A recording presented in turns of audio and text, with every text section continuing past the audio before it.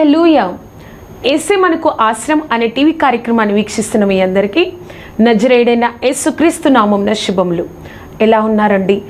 దేవుడు తన రెక్కల చాటున మనల్ని భద్రపరిచి మరొక వారాన్ని మనకు అనుగ్రహించిన దేవాది దేవునికి సమస్తమైన మహిమ ఘనత ప్రభావములు కలుగును గాక. ఈ యొక్క వారం కూడా ఆ గొప్ప దేవుడు మనతో మాట్లాడాలని ఆశపడుతూ ఉన్నారండి. ముందుగా మన యొక్క హృదయాలను సిద్ధపరచుకుందాం, ప్రార్థన చేద్దాం. సర్వోన్నతుడా, సర్వాధికారి, సర్వశక్తిమంతుడా తండ్రి, నీ గొప్ప సన్నిధి, కాపుదల, భద్రత దయచేసి ప్రభా ఈ యొక్క వారాన్ని మాకు అనుగ్రహించిన దేవాది దేవా, నీ కృపలో మమ్మల్ని నిలబెట్టిన గొప్ప దేవా నీకు వందనాలు. సర్వశక్తిమంతుడా, ఎవరైతే నీ యొక్క బిడ్డలు ప్రభా ఈ యొక్క కార్యక్రమాన్ని చూస్తున్నారో పరిశుద్ధాత్మ దేవా నువ్వే వారితో మాట్లాడండి. నీ నామాన్ని మహిమపరచుకోనండి, నీ కృపతో నింపండి. కేవలం నీ నామ మహిమార్థము తండ్రి నాతో మాతో మాట్లాడండి. ప్రతిదీ నీ యొక్క అధికారంలోనికి తీసుకోదేవా. సర్వశక్తిమంతుడా నీకు స్తోత్రం. ఆశ్చర్యకరుడా, ప్రతి ఒక్కరూ నీ సన్నిధిని అనుభవించాలి. నీ కార్యంతో నింపండి. నజరేయుడైన యేసుక్రీస్తు నామమున అడిగి వేడుకొంచున్నాము తండ్రి. Amen, amen, amen. ఈ వారం మన యొక్క వాక్య ప్రసంగ అంశంగా యోహాను సువార్త 3వ అధ్యాయము 27వ వచనం. యోహాను సువార్త 3వ అధ్యాయము 27వ వచనం. తనకు పరలోకం నుండి అనుగ్రహింపబడితే గాని ఎవ్వడను ఏమీయూ పొందనేరడు. మరొకసారి చదువుకుందామండి. యోహాను సువార్త 3వ అధ్యాయము 27వ వచనం. తనకు పరలోకం నుండి అనుగ్రహింపబడితే గాని ఎవ్వడను ఏమీయూ పొందనేరడు. ఈ వారం మన యొక్క వాక్య ప్రసంగాంశం పరలోకం నుండి ఇవ్వబడితేనే నువ్వు ఈ లోకంలో ఏదైనా మనము పొందుకోగలము కదా అండి. ఈ యొక్క చదివిన వాక్యంలో ఈ బాప్తీసమిచ్చే యోహాను శిష్యులు యోహాను దగ్గరకు వచ్చి ఆ యొక్క ఈ విధంగా మాట్లాడతారు. ఏమిటంటే, నీవు ఎప్పటి నుంచో నువ్వు బాప్తిస్తున్నావు, కానీ క్రీస్తు ఆ యొక్క యోర్దాను అవతల వైపు బాప్తీసం ఇస్తున్నారు. అంతేకాదు, నువ్వు ఎవరికైతే బాప్తీసం ఇచ్చావో ఆయన ఆ యొక్క యోర్దాను ఆ అవతల వైపు బాప్తీసం ఇస్తున్నారు అని ఏదో ఒక కంప్లైంట్గా ఆయనకి నీకన్నా హెచ్చింపు కలుగుతుంది, ఆయన దగ్గరికి చాలామంది వెళ్తున్నారు అని బాప్తీసం ఇచ్చి యోహానుతో ఆ యొక్క శిష్యులు చెప్పినప్పుడు ఈ యొక్క మాట బాప్తీసం ఇచ్చే యోహాను ఆయన శిష్యులతో చెప్తారు. తనకు పరలోకం నుండి అనుగ్రహింపబడితే కానీ ఎవ్వడూ ఏమీయూ ఈ లోకంలో పొందుకోలేరు. ఆయన హెచ్చింపబడవలసి ఉన్నది, నేను తగ్గవలసి ఉన్నది కదా అండి. మనము ఎంతో ఈ లోకంలో మనం అనుకుంటా ఉంటాం, అయ్యో నేను నా పేరు వల్ల నేను పొందుకున్నాను, నా యొక్క క్వాలిఫికేషన్ వల్ల పొందుకున్నాను, నా యొక్క జ్ఞానం వల్ల నేను ఈ యొక్క స్థితిలోనికి వచ్చాను అనుకుంటున్నాం. కానీ దేవుడు ఈరోజు మనతో చెప్తున్న మాట, పరలోకం నుండి దేవుడు మనకి అనుగ్రహింపబడకపోతే, పరలోకం నుండి దేవుడు మనకి ఆరోగ్యాన్ని, దేవుడు మనకు ఒక ఆశీర్వాదాన్ని, ఒక స్థిరమైన ఉద్యోగాన్ని, ఒక ఆర్థిక విషయంలో దేవుడు మనకి అనుగ్రహింపబడకపోతే మనము ఈ లోకంలో ఏమీ పొందుకోలేము అని దేవుడు ఈరోజు నీకు నాకు జ్ఞాపకం చేస్తున్నారు కదా. మనము గొప్పలు చెప్పుకోవడానికి ఏమీ లేదండి. గొప్పగా ఉండడానికి నా వలనే పొందబడింది ఈ ఆశీర్వాదం, నేనే సంపాదించుకున్నాను ఈ ఆశీర్వాదం అనడానికి ఈ లోకంలో అధికారం మనకి లేదు. కానీ దేవుడు మాత్రమే పరలోకం నుండి మనకు అనుగ్రహించారు ఆ యొక్క ఆశీర్వాదాన్ని. కాబట్టి మనము గుర్తుపెట్టుకోవాలి, ప్రతిరోజు ప్రతి నిమిషము పరలోకము నుండి నాకు ఈ యొక్క ఆశీర్వాదాన్ని దేవుడు నాకు అనుగ్రహించారు అన్న విషయాన్ని మనం గుర్తుపెట్టుకోవాలి. అసలు ఆ యొక్క భక్తుల జీవితాల్లో దేవుడు వారి ప్రార్థనను విని ఏ విధంగా పరలోకం నుంచి వారికి దేవుడు సహాయం చేశారో, అసలు వారు ఏ విధంగా ప్రార్థనకు సమాధానం పొందుకున్నారో, మనము ఏ విధంగా ప్రార్థన చేయాలో మనం ఈరోజు 3 విషయాల్లో మనం ఈరోజు నేర్చుకుందాం. మన యొక్క వాక్య ప్రసంగ అంశము, పరలోకం నుండి ఇవ్వబడితే కానీ మనము ఈ లోకంలో ఏదియో పొందుకోలేము. మొట్టమొదటిగా, నీ ప్రార్థనకు జవాబు పరలోకం నుండి వస్తుంది. నా ప్రార్థన, మనం ప్రార్థన చేస్తాం ప్రతిరోజు, ఎన్నో విషయాలలో దేవుడి సన్నిధిలో గోజాడతాం, ఎన్నో విషయాల్లో దేవుడి సన్నిధిలో మొరపెడతా ఉంటాం. కానీ ఈ ప్రార్థనకు జవాబు ఎక్కడి నుంచి వస్తుందో తెలుసా? పరలోకంలో ఉన్న దేవుడి దగ్గర నుంచే వస్తుంది. ఆదికాండము 24వ అధ్యాయంలో మనం చూసినట్లయితే ఆ యొక్క అబ్రహాము తన యొక్క ఇంటి పెద్ద దాసుడునైన ఎలియాజర్ను పిలిచి, నేను ఎక్కడైతే నివాసం ఉన్నానో ఆ కానాను స్త్రీలో ఆ యొక్క నా కుమారుడికి భార్యను చూడక నేను ఎక్కడైతే నా దేశం వెళ్ళి నా యొక్క ప్రాంతము వెళ్ళి హారాను అనే ప్రాంతం వెళ్ళి అక్కడ నా కుమారుడికి ఒక కుమార్తెను ఒక స్త్రీని భార్యను తీసుకురా అని చెప్పి ఎలియాజర్ను పంపినప్పుడు ఎలియాజరు అక్కడికి వెళ్ళి ఆ యొక్క అబ్రహాము దగ్గర ఉన్న 10 ఒంటెలను తీసుకొని 10 ఒంటెలను మాత్రమే కాకుండా శ్రేష్టమైన వస్తువులను కొన్నిటిని తీసుకొని హారాను అనే ప్రాంతానికి వెళ్తారు. అక్కడ వెళ్ళిన తర్వాత అతడు అక్కడ ప్రార్థన చేస్తారు. ప్రభా, నా యొక్క యజమానుడి యొక్క మీద కటాక్షం చూపించయ్యా, నా యజమానుడి మీద దయ చూపించి నేను వచ్చిన కార్యాన్ని సఫలం చేయి ప్రభా అని అక్కడ ప్రార్థన చేస్తారు. ఆ యొక్క కార్యం అతడు ఎవ్వరికి మొరపెట్టాల, ఎవరిని అడగలేదు అక్కడ, కానీ దేవుణ్ణి అడిగాడు. ఎవరు? ఎలియాజరు. దేవుణ్ణి అడిగినప్పుడు దేవుడే పరలోకం నుంచి సమాధానం ఇచ్చారు. మనము కూడా చాలాసార్లు అయ్యో నేను ఈ విధంగా ఉండాలంటే, నేను ఈ యొక్క విషయంలో నేను ముందుకెళ్ళాలంటే అనేక మంది వైపు చూస్తూ ఉంటాం. ఈ లోకానుసారమైన పలుకుబడిని బట్టి చూస్తూ ఉంటాం. అది తప్పనట్లేదు, కానీ వారిని దేవుడి కంటే ఎక్కువగా పెట్టుకోవద్దు. దేవుడు వైపు చూడు. ఆ యొక్క ఎలియాజరు అక్కడికి వెళ్ళినప్పుడు ఎవరో తనకు తెలియదు, కానీ తను అక్కడ ప్రార్థన చేశాడు. నా యొక్క యజమానుడి మీద కటాక్షం చూపించి నేను వచ్చిన కార్యాన్ని సఫలం చేయి ప్రభా అని అక్కడ ఆయన దేవునికి మొరపెట్టాడు. హారానులోకి వెళ్ళగానే మోకరించి మనము కూడా మన యొక్క కార్యాలలో ముందుగా ప్రభా అని దేవుడు వైపు చూడగలిగితే పరలోకంలో ఉన్న దేవుడు మనకు పరలోకం నుండి సమాధానాన్ని అనుగ్రహిస్తారు. అసలు ఏ విధంగా ప్రార్థన చేసినప్పుడు దేవుడు పరలోకం నుండి సమాధానాన్ని అనుగ్రహించారో ఆ యొక్క ఫస్ట్ పాయింట్లో ABCD చూద్దామండి. ఫస్ట్ పాయింట్లో A చూసినట్లయితే పరలోకంలో ఉన్న దేవుడు నీ ప్రార్థనను వింటారు. పరలోకంలో ఉన్న దేవుడు నా ప్రార్థనను వింటారు కదా. అక్కడ ఎలియాజరు హారాను అనే ప్రాంతానికి వెళ్ళారు. అతనికి ఆ యొక్క ప్రాంతము కొత్త ప్రాంతము, నా అన్నవాళ్ళు ఎవరూ తెలియదు. అబ్రహాము యొక్క బంధువులు అక్కడ ఉన్నారు. అబ్రహాము వచ్చినట్లయితే తన బంధువుల దగ్గరికి వెళ్ళి ఉండేవాడు, కానీ అబ్రహాము యొక్క దాసుడైన ఎలియాజరు అక్కడికి వెళ్ళారు. నా అన్నవాళ్ళు ఎవరూ తెలియదు. అక్కడ ఎటు వెళ్ళాలో ఆ యొక్క ఎలియాజర్కి తెలియదు, కానీ ఆ ప్రార్థన అక్కడ మోకరించి, తను మోకరించడమే కాదు కానీ అక్కడ ఒంటల్ని కూడా మోకరింపచేసి ప్రార్థన చేస్తున్నారు. ప్రభా, నేను ఇక్కడికి వచ్చానయ్యా, నేను నీ యొక్క దాసుడి యొక్క కార్యం కోసం, నీ యొక్క సేవకుడైన అబ్రహాము, నా యొక్క యజమానుడైన అబ్రహాము కోసం నీ నామంలో నేను ఇక్కడికి వచ్చాను, నాకు సహాయం చేయవా. అక్కడ నాన్న వాళ్ళు ఎవరూ లేకపోయినా అతన్ని ప్రార్థనకు దేవుడు సమాధానాన్ని అనుగ్రహించారు. పరలోకం నుండి దేవుడు సమాధానాన్ని అనుగ్రహించారు. ఆదికాండము 24వ అధ్యాయము 10, 11, 12 వచనాలు చూద్దామండి. ఆదికాండము 24వ అధ్యాయము 10, 11, 12 వచనాలు. అతడు తన యజమానుని ఒంటెలలో 10 ఒంటెలను తన యజమాని ఆస్తిలో శ్రేష్టమైన నానా విధములగు వస్తువులను తీసుకొని పోయిను.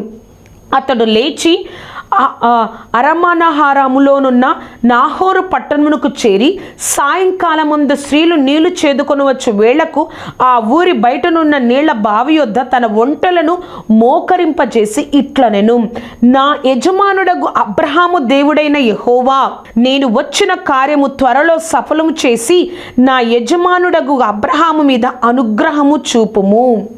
కదా, ఆ ప్రార్థన దేవుడు విని రిబ్కాను పంపించాడు కదా. అయ్యో, నాన్న వారు ఎవ్వరూ లేరే, నేను ఎలా వెళ్ళాలి, అసలు అబ్రహాము నన్ను ఎలా పంపించాడు అని అక్కడ ఆలోచించలా, దేవుడు వైపు చూశాడు ఎలియాజర్కి నాన్న వాళ్ళు ఎవ్వరూ తెలియదండి. మనము కూడా గుర్తుపెట్టుకోవాలి, నీ యొక్క తెలియని పరిస్థితుల్లో, అర్థం కాని పరిస్థితిలో, ఈ యొక్క స్థితి నుండి నన్ను ఎవరు బయటపడేస్తారన్న స్థితిలో నేను దేవుడు వైపు చూడగలిగితే ఊహించిన వాటికంటే అడిగిన దానికంటే గొప్పగా దేవుడు నీకు నాకు సమాధానాన్ని అనుగ్రహిస్తారు. అదే మనం నేర్చుకోవాలి. ఆ యొక్క ఫస్ట్ పాయింట్లో బి చూసినట్లయితే, పరలోకం నుండి దేవుడు నీ ప్రార్థనను రూఢిపరుస్తాడు. రూఢిపరచడం అంటే ఏంటి? కన్ఫర్మ్ చేయడం. నువ్వు అడిగావు కదా, నువ్వు అడిగినట్లుగా నేను చేస్తాను అని చెప్పడం. అక్కడ ఎలియాజరు హారాను అనే పట్టణమునకు వెళ్ళి ఎలియాజరు ఈ విధంగా ప్రార్థన చేస్తారు. ప్రభా, ఎవరైతే ఏ స్త్రీ అయితే నాకు మాత్రమే కాదు నీళ్ళు ఇవ్వడం, నా యొక్క వంటలకు కూడా నీళ్లు ఇస్తానని చెప్తుందో ఆమె నా యొక్క యజమానురాలు యొక్క భార్య ప్రభా అని ఆయన ప్రార్థన చేస్తూ ఉన్నారు. ప్రార్థన చేస్తూ ఉన్నప్పుడు ఆ ప్రార్థన ముగించక ముందే రిబ్కా రావడం, చూడండి, రిబ్కా రావడం మనం చూస్తాము. ఆదికాండము 24వ అధ్యాయము 13, 14, 15 వచనాలు. ఆదికాండము 24వ అధ్యాయము 13, 14, 15 వచనాలు. చిత్తగించుము, నేను ఈ నీళ్లు ఊట యొద్ద నిలిచి ఉన్నాను. ఈ ఊరు వారి పిల్లలు నీళ్లు చేదుకొనుటకు వచ్చుచున్నారు. కాబట్టి నేను త్రాగునట్లు నువ్వు దయచేసి నీ కడవను వంచునని నేను చెప్పగా, నీవు త్రాగుము, నీ ఒంటెలకును నీళ్లు పెట్టదనని ఏ చిన్నది చెప్పునో ఆమెయే నీ సేవకుడైన ఇస్సాకు కొరకు నీవు నియమించినదే ఉండునుగాక.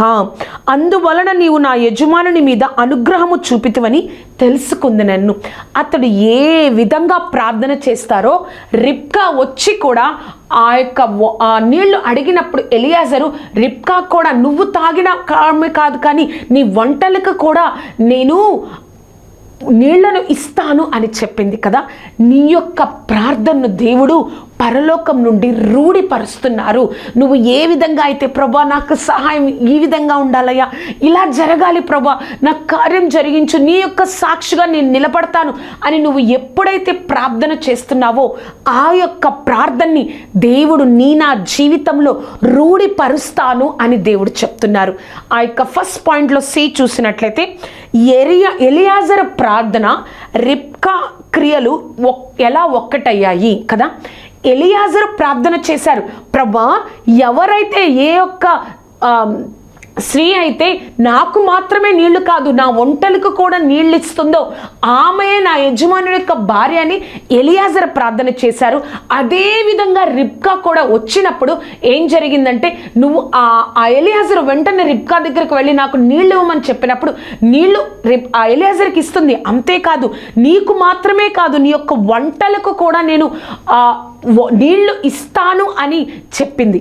అంటే ఎలియాజరు చేసిన ప్రార్థన, రిబ్కా యొక్క క్రియలు రెండు ఒకటి ఎలా అయ్యాయంటే, ఎలియాజరు పరలోకంలో ఉన్న దేవుడికి మొరపెడుతున్నారు. ప్రభా, ఎవరైతే వస్తారో, నాకైతే ఎవరు తెలియదయ్యా, నాకు ఇక్కడ ఎవ్వరు నాన్న వాళ్ళు తెలీదు, కానీ నువ్వు ఎవరినైతే ఇలా ఈ విధంగా పంపిస్తావో వాళ్ళే నా యజమానుడి యొక్క భార్య అని ఎలియాజరు పరలోకంలో వైపు తిరిగి ప్రార్థన చేస్తున్నారు. అలాగే రిబ్కా నీతిమంతురాలు, పరిశుద్ధరాలు గనుక దేవుడు ఆ యొక్క ఆలోచనను ఎలియాజర్ దగ్గర నుంచి స్వీకరించి ఆ యొక్క ఆలోచనను రిబ్కా హృదయంలో దేవుడు ఉంచారు కదా. ఇప్పుడు అర్థమైందా? ఎలియాజరు యొక్క ప్రార్థన, రిబ్కా యొక్క క్రియలు ఎలా ఒక్కటయ్యాయో మనము కూడా అనేక సార్లు ప్రార్థిస్తాం. ప్రభా, నా యొక్క ఉద్యోగ విషయంలో, నా భవిష్యత్తు విషయంలో, నా యొక్క జీవితం విషయంలో ఈ విధంగా చేయి ప్రభా అని నువ్వు నేను ప్రార్థిస్తాం. ఆ ప్రార్థన పరలోకానికి చేరుతుంది. ఆయన యొక్క సమయంలో, ఆయన యొక్క చిత్తంలో, ఆ యొక్క సమయానికి ఆ యొక్క సమాధానం దేవుడు తప్పకుండా మనకు అనుగ్రహిస్తాడు అని చెప్పడం కోసమే దేవుడు ఈరోజు నీతో నాతో మాట్లాడుతున్నారు. ఇలా ఉండాలయ్యా, ఈ విధంగా జరగాలి నా జీవితంలో కార్యం, నీ మహిమార్థము నాకు జీవితంలో ఈ విధంగా జరగాలి అని నువ్వు చేస్తున్న ప్రార్థన వ్యర్థమైపోలేదు. నువ్వు చేస్తున్న ప్రార్థన, అయ్యో దేవుడు మర్చిపోయాడా, దేవుడు వింటున్నాడా అని నువ్వు అనుకుంటున్నావేమో, కానీ దేవుడు మనతో చెప్తున్న మాట, నీ ప్రార్థన పరలోకానికి చేరింది. ఆ ప్రార్థన యొక్క సమాధానాన్ని నేను ఒక వ్యక్తిని పంపించి ఒక కార్యం జరిగించి నువ్వు ఏ విధంగా అడిగావో ఆ విధంగానే నేను జరిగించి చూపిస్తాను అని దేవాది దేవుడు నీతో నాతో మాట్లాడుతున్నారండి. ఆ యొక్క ఫస్ట్ పాయింట్లో డి చూసినట్లయితే, పరలోకం నుండి దేవుడు నీ కార్యము సఫలం చేస్తారు. నమ్ముతున్నావా? నువ్వు ప్రార్థన చేస్తున్నావు, ప్రభా నా జీవితంలో ఈ విధంగా కార్యం జరిగించయ్యా, నా భవిష్యత్తు విషయంలో, నా ఉద్యోగ విషయంలో, నా పెళ్లి విషయంలో ఈ విధంగా కార్యం జరిగించు ప్రభా అని నువ్వు ప్రార్థన చేస్తున్నప్పుడు ఆ ప్రార్థన దేవుడి దగ్గర ఉంది. ఎలియాజరు కూడా ప్రార్థన చేశాడు, ప్రభా నేను ఈ యొక్క హారాను పట్టణానికి వచ్చానయ్యా, నా యజమానుడైన అబ్రహాము యొక్క ఊరికి నేను వచ్చాను, కానీ ఆ కార్యం సఫలం అవ్వాలంటే ఈ విధంగా చేయి ప్రభా, ఒక స్త్రీ రావాలి, ఆమె నాకు మాత్రమే కాదు ఒంటెలకు కూడా నీళ్ళు ఇవ్వాలి అని ఆ కార్యాన్ని కోసం దేవుడి వైపు తిరిగాడు. ఆ కార్యాన్ని దేవుడు ఆ యొక్క రిబ్కా వచ్చినప్పుడు ఎంతోమంది పిల్లలు వచ్చారండి, కానీ ఆ రిబ్కా మాత్రమే దేవుడి చిత్తాన్ని తెలుసుకుంది. ఆ రిబ్కా వచ్చినప్పుడు నీకు మాత్రమే కాదు నీ ఒంటెలకు కూడా నీళ్ళిస్తానని చెప్పినప్పుడు ఆమె ఒంటెలకు నీళ్ళిస్తా ఉన్నప్పుడు ఆ యొక్క ఎలియాజరు చూస్తూ ఉన్నాడంట దేవుడు కార్యాన్ని సఫలం చేస్తున్నారా లేదా అని. కానీ దేవుడు కార్యాన్ని అక్కడ పరిపూర్ణంగా ఏదైతే అడిగాడో ఆ కార్యాన్ని దేవుడు సఫలం చేశారు కదా. అలాగే మనం ఏదైతే ప్రార్థన చేస్తున్నామో దేవుడు తప్పకుండా ఆ యొక్క కార్యాన్ని దేవుడు నీ జీవితంలో సఫలం చేసి అనేక మందికి నీ యొక్క సాక్ష్యాన్ని అనేక మందికి లోకానికి చెప్పేటట్లుగా, అనేక మంది నీ సాక్ష్యం ద్వారా దేవుడు నీ ఇంకా హత్తుకునేటట్లుగా దేవుడు చెయ్యబోతున్నాడు. నీ జీవితంలో కార్యం సఫలం చేయబోతున్నారు. అర్థమైంది కదా అండి. మన యొక్క వాక్య ప్రసంగ అంశము పరలోకం నుండి ఇవ్వబడితేనే దేవుడు ఈ లోకంలో పరలోకం నుండి ఇవ్వబడితేనే మనం ఈ లోకంలో ఏదైనా పొందుకోగలం. మొట్టమొదటిగా నీ ప్రార్థనకు జవాబు పరలోకం నుంచి వస్తుంది. ABCD చూసాం. సెకండ్ పాయింట్ మనం చూసినట్లయితే మన కోసం పరలోకం నుంచి దిగి వచ్చే దేవుడు. నమ్ముతున్నామా? మన కోసం పరలోకం నుంచి దిగి వచ్చే దేవుడు. అయ్యో ఎక్కడి నుంచి వస్తాడు దేవుడు? నిజంగా ఆయన ప్రజలైన వారి కోసం దేవుడు పరలోకం నుంచి దిగి వచ్చారండి.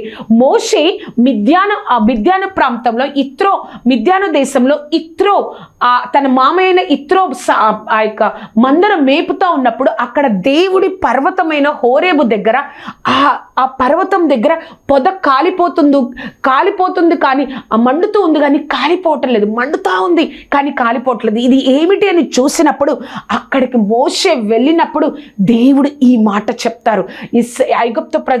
ఐగుప్తు దేశంలో ఉన్న తన ప్రజలైన ఇశ్రాయేలుల గురించి దేవుడు ఈ మాట చెప్తారు. నిర్గమాకాండము 3వ అధ్యాయము 8వ వచనం. కాబట్టి ఐగుప్తు చేతిలో నుండి వారిని విడిపించుటకు ఆ దేశంలో నుండి విశాలమైన మంచి దేశమునకు అనగా కనానీలకు, హిత్తీలకు, అమోరీలకు, పెరిజ్జీలకు, హివ్వీలకు, ఎబూసీలకు నివాస స్థానమై పాలు తేనెలు ప్రవహించు దేశమునకు వారిని నడిపించుటకు దిగి వచ్చి ఉన్నాను. ఇప్పుడు నమ్ముతావా? దేవుడు నువ్వు పెడుతున్న మొరను, నువ్వు వెళ్తున్న స్థితిని చూస్తారు, నీ కోసం దిగి వచ్చి నీకు సహాయం చేస్తారు. ఎక్కడో వారు ఐగుప్తులో మొర పెడుతున్నప్పుడు దేవుడు మిద్యానుల్లో దిగి వచ్చి మోషే ద్వారా దేవుడు మాట్లాడుతున్నారు. నువ్వు నేను నమ్మగలిగితే, అయ్యో నేను యొక్క శ్రమల్లో కన్నీరులో నా జీవితం ఈ యొక్క శ్రమల ద్వారా, కన్నీరు ద్వారా, ఈ అవమానం ద్వారా నా జీవితం ముగియబడుతుంది అని అనుకుంటున్నావు. కానీ నువ్వు ప్రార్థన చేస్తున్నప్పుడు నా దేవుడు ప్రార్థన వింటున్నారా, నా మొర వింటున్నారా అని అనుకుంటున్నావు. కానీ దేవుడు నీ కోసం దిగి వస్తారు అన్న విషయాన్ని నువ్వు నేను మర్చిపోకూడదు. సెకండ్ పాయింట్లో కూడా ABCD చూసినట్లయితే ఐగుప్తులో చేసిన ప్రార్థనకు మిద్యానులో దేవుడు సమాధానాన్ని సిద్ధపరుస్తున్నారు. ఐగుప్తు ప్రజలు, ఇశ్రాయేల్ ప్రజలు ఎక్కడండి వారు బానిసలుగా ఉన్నారు? ఐగుప్తు దేశంలో వారు బానిసలుగా ఉన్నారు. 430 సంవత్సరాల నుంచి వారు బానిసలుగా ఉండి వారు మొరపెడుతున్నారు. వారు మొరపెడుతుంటే వారు ఇక్కడ ఐగుప్తు దేశంలో ప్రార్థన చేస్తుంటే ఎక్కడో ఉన్న మిద్యాను దేశంలో దేవుడు వారి కోసం సమాధానాన్ని సిద్ధపరుస్తున్నారు. వారి ప్రార్థన పరలోకానికి చేరింది. ఆ పరలోకం నుంచి దేవుడు మిద్యాను దేశంలో ఉన్న మోషేను సిద్ధపరుస్తున్నారు. ఐగుప్తు దేశానికి మిద్యాను దేశానికి ఇంచుమించుగా 700 మైళ్ళ దూరం ఉంటుంది. అంటే 1120 కిలోమీటర్ల కన్నా ఎక్కువ దూరం ఉంటుంది. ఆ మిద్యాను దేశానికి, ఐగుప్తు దేశానికి, మిద్యాను దేశానికి దూరం. ఈ యొక్క ఐగుప్తు దేశంలో ఉన్న ఇశ్రాయేల్ ప్రజలు మొరపెడుతున్నప్పుడు దేవుడు మిద్యాను దేశంలో ఉన్న మోషే ద్వారా ఆ యొక్క ప్రార్థనను సిద్ధపరుస్తున్నారు. నువ్వు అనుకుంటావు, అయ్యో ఏం జరుగుతుంది, నా ప్రార్థనను దేవుడు వింటాడా? దేవుడు వింటాడు. మోషే ఐగుప్తు దేశానికి వచ్చి దేవుడు నన్ను పంపించాడు అని ఇశ్రాయేల్ ప్రజలకు చెప్పేంత వరకు దేవుడు వారి మొర విన్నారని ఇశ్రాయేల్ ప్రజలకు తెలియదు. అలాగే మనము కూడా దేవుడికి ప్రార్థన చేస్తున్నాం, నా మొరను వింటున్నాడా, నా ప్రార్థనను ఆలకిస్తున్నాడా అని నువ్వు నేను అనుకుంటామేమో. దేవుడు తప్పకుండా ఆ యొక్క ప్రార్థన యొక్క సమాధానాన్ని సిద్ధపరుస్తున్నాడు. ఒక సమయం వస్తుంది, ఎలా అయితే మోషే మిద్యాను దేశం నుండి ఐగుప్తు దేశంకి వచ్చి దేవుడే నన్ను పంపాడు, మనల్ని ఈ యొక్క బానిసత్వం నుంచి విడిపించడం కోసం అని ఇశ్రాయేల్ ప్రజలకు ఏ విధంగా చెప్పారో, ఆ సమాధానాన్ని ఏ విధంగా వారు పొందుకున్నారో, ఒక సమయంలో ఆయన చిత్తంలో, ఆయన యొక్క సమయంలో మనం తప్పకుండా మనము చేసిన ప్రార్థనకు దేవుడు సమాధానాన్ని అనుగ్రహిస్తారు. దేవుడు మనతోనే మాట్లాడుతున్నారు. మనం చేసిన ప్రార్థనకు తప్పకుండా దేవుడు సమాధానాన్ని అనుగ్రహిస్తారు. ఆ సెకండ్ పాయింట్లో బి చూసినట్లయితే, నీ ప్రార్థనకు దేవుడు సమాధానాన్ని సిద్ధపరుస్తున్నారు. నమ్ముతున్నారా? సమాధానాన్ని ఎలా సిద్ధపరుస్తున్నారు? ఆ ఐగుప్తు దేశంలో వారందరూ బాధపడతా ఉన్నారు. ప్రభా, కఠినమైన బాధలు ఉన్నాయా? ఫరో కఠినమైపోయాడు ప్రభా, ఇంత బానిసత్వంలో మేము ఉన్నామని చేస్తూ ఉంటే మిద్యానులో ఉన్న మోషేను దేవుడు సిద్ధపరిచి నువ్వు అక్కడికి వెళ్ళాలి, నా ప్రజలైన వారిని బానిసత్వం నుంచి, ఫరో చేతిలో నుంచి విడిపించడం కోసం నువ్వు అక్కడికి వెళ్ళాలి. నీ ప్రార్థనకు సమాధానాన్ని దేవుడు సిద్ధపరుస్తున్నారు. నిర్గమాకాండం 3వ అధ్యాయము 8, 9, 10 వచనాలు. 9వ వచనం, 9, 10 వచనాలు. ఇశ్రాయేలు మొర నిజముగా నా యుద్ధకు చేరినది, ఐగుప్తీయులు వారిని పెట్టుచున్న హింస చూచితిని. కాగా రమ్ము, నిన్ను ఫరో యుద్ధకు పంపెదను, ఇశ్రాయేలులైన నా ప్రజలకు నీవు ఐగుప్తులో నుండి తోడుకొని పోవలను. నేను వారి మొరను విన్నాను, చూశాను, నువ్వు రా, నేను ఆ ప్రజలైన ఐగుప్తు ప్రజలను, ఐగుప్తులో ఉన్న నా ప్రజలను నువ్వు వారిని తోడుకొని పోవాలి. ఆ ప్రార్థనకు దేవుడు పూర్తిగా మోషేను దేవుడు సిద్ధపరుస్తూ ఉన్నాడు. అర్థమవుతుంది కదా అండి? ఆ సెకండ్ పాయింట్లో సి చూసినట్లయితే, నీ పూర్ణ విశ్వాసంతో చేసిన ప్రార్థన దేవుడు పరలోకం నుండి జ్ఞాపకం చేసుకుంటాడు. నమ్ముతున్నావా? నువ్వు పూర్ణ విశ్వాసంతో, ప్రభా నువ్వు తప్ప నాకు దిక్కులేరయ్యా, నువ్వే నాకు సమాధానం దయచేయాలి, ఈ యొక్క విషయంలో, ఈ యొక్క సమస్యలో, ఈ యొక్క బాధలో, ఈ యొక్క కన్నీరులో నువ్వు మాత్రమే నాకు సహాయం దయచేయాలి, నువ్వు తప్పక నాకు కార్యం జరిగిస్తావని పూర్ణ విశ్వాసం కలిగి దేవుడికి మొరపెడుతున్నావు కదా, ఆ ప్రార్థనకి దేవుడు నిన్ను జ్ఞాపకం చేసుకుంటారు. ఇశ్రాయేల్ ప్రజలు ఐగుప్తు దేశంలో ఉన్నప్పుడు వారిని దేవుడు ఎలా జ్ఞాపకం చేసుకున్నాడో, ప్రభా మేము 430 సంవత్సరాల నుంచి బానిసత్వంలో ఉన్నామయ్యా అని వారు మొరపెడతా ఉన్నప్పుడు దేవుడు ఎలా జ్ఞాపకం చేసుకున్నాడంటే, నిర్గమాకాండము 2వ అధ్యాయము 24వ వచనం. కాగా దేవుడు వారి మూలుగును విని అబ్రహాము, ఇస్సాకు, యాకోబులతో తాను చేసిన నిబంధనను జ్ఞాపకం చేసుకొనెను. అర్థమైంది కదండి? అబ్రహాము, ఇస్సాకు, యాకోబులతో ఏ నిబంధన చేశాడో వారి బిడ్డల విషయంలో ఆ నిబంధనను నేను నెరవేర్చడం కోసం వారి యొక్క మొర విషయంలో వారి జ్ఞాపకం చేసుకున్నాడంట. మనము కూడా మనం పూర్ణ విశ్వాసంతో నువ్వు నేను ప్రార్థిస్తున్నామా? ఒక్కటి గుర్తుపెట్టుకోవాలి, దేవుడు తప్పకుండా మనల్ని జ్ఞాపకం చేసుకుంటాడు. తగిన సమయంలో ఆయన చిత్తానుసారంగా ఆ యొక్క కన్నీరు, బాధ, దుఃఖము నుంచి, ఆ అర్థం కాని స్థితి నుంచి దేవుడు మనల్ని బయటకు తీసుకొస్తారు. సెకండ్ పాయింట్లో డి చూసినట్లయితే, నీవు ఈ లోకంలో కారుస్తున్న కన్నీరు దేవుడి యొద్దకు చేరింది, దేవుడు చూచారు. మనం చాలాసార్లు బాధల గుండా, కష్టాల గుండా వెళ్తాం, దేవుడికి ప్రార్థన చేస్తాం. కొన్ని రోజుల ప్రార్థన చేస్తే వెళ్తే మనలో ఒక ప్రశ్న వస్తుంది, దేవుడు నిజంగా ఈ బాధను చూస్తున్నారా, ఈ కన్నీరును చూస్తున్నారా, నేను నా ప్రార్థన ఆయన అర్థం వినపడుతుందా, ఆయన చూస్తున్నారా, వింటున్నారా అని అంటాం. కానీ ఐగుప్తు దేశంలో ఇశ్రాయేల్ ప్రజలు 430 సంవత్సరాలు వారు మొరపెడుతున్నప్పుడు, బానిసలుగా ఉండి మొరపెడుతున్నప్పుడు వారికి కూడా అదే ప్రశ్న వచ్చింది. కానీ వారి ప్రశ్నకి సమాధానంగా దేవుడు మోషేతో ఒక మాట అంటాడండి. నిర్గమాకాండము 3వ అధ్యాయము 9వ వచనం. నేను ఐగుప్తులో ఉన్న నా ప్రజల బాధను నిశ్చయముగా చూచి తిని, పనులలో తమను కష్టపెట్టు వారి బట్టి వారు పెట్టిన మొరను వింటిని, వారి దుఃఖము నాకు తెలిసే ఉన్నది. నేను చూశాను, విన్నాను, వారి దుఃఖము నాకు తెలిసే ఉన్నది అని అంటున్నారు. చూసారా, వారికి అర్థం కాల. ఆ మొర వింటున్నారా, మొర చూస్తున్నారా, దుఃఖం వింటున్నారా, దుఃఖాన్ని చూస్తున్నారని. కానీ మోషేకు వారి గురించి దేవుడు మిద్యాను దేశంలో ఉన్న మోషేకు ఐగుప్తు దేశంలో ఉన్న ఇశ్రాయేల్ ప్రజల గురించి దేవుడు చెప్తున్నారు. దేవుడు నువ్వు పడుతున్న కన్నీటిని చూచారు, దేవుడు నీకు సమాధానం ఇస్తారు అని నువ్వు మర్చిపోకూడదు. ఆ యొక్క వాక్య ప్రసంగాంశంలో 3వదిగా మనం చూస్తే, పరలోకంలో ఉన్న దేవుడు అన్నీ సిద్ధపరిచారు. నువ్వు దేవుడితో ఉంటే మాత్రమే ఆశీర్వాదాన్ని పొందుకోగలవు కదండి. పరలోకంలో ఉన్న దేవుడు నా కోసం మన ప్రార్థన చేస్తున్నాం వాటన్నిటిని మనల్ని సిద్ధపరిచాడు. మనం ఎప్పుడు ఆ యొక్క ఆశీర్వాదాన్ని పొందుకోగలం? మనము దేవుడితో ఉంటే మాత్రమే. ఎలియాజరు ప్రార్థన చేశాడు, కానీ నీతిగా పరిశుద్ధంగా రెబ్కా ఉంది కాబట్టి ఆ పరలోకంలోకి వెళ్ళిన ప్రార్థన సమాధానాన్ని, ఆ యొక్క ఆలోచన రెబ్కా హృదయంలో దేవుడు పెట్టాడు. అంతేకాదు, ఇశ్రాయేలు ప్రజలు దేవుడికి మొరపెట్టాడు. ఆ యొక్క దేవుడి యొక్క హృదయంతో, దేవుడి ఆ యొక్క ఏర్పాటులో మోషే ఉన్నాడు కాబట్టి ఆ యొక్క సమాధానాన్ని మోషే హృదయంలో పెట్టాడు. మన యొక్క జీవితంలో కూడా దేవుడు అన్ని ఏర్పరిచి పరలోకంలో ఉంచారు. కానీ ఆ సమాధానాన్ని, ఆశీర్వాదాన్ని నువ్వు నేను పొందుకోవాలంటే మనము దేవుడితో ఉంటే మాత్రమే మన జీవితాలలో ఆయన యొక్క ఆశీర్వాదాన్ని మనం పొందుకోగలం. ఆ విషయాన్ని నువ్వు నేను మర్చిపోకూడదు. ఒక వాక్యాన్ని చదివి ప్రార్థన చేసుకుందామండి. యాకోబు రాసిన పత్రిక 1వ అధ్యాయము 17వ వచనం.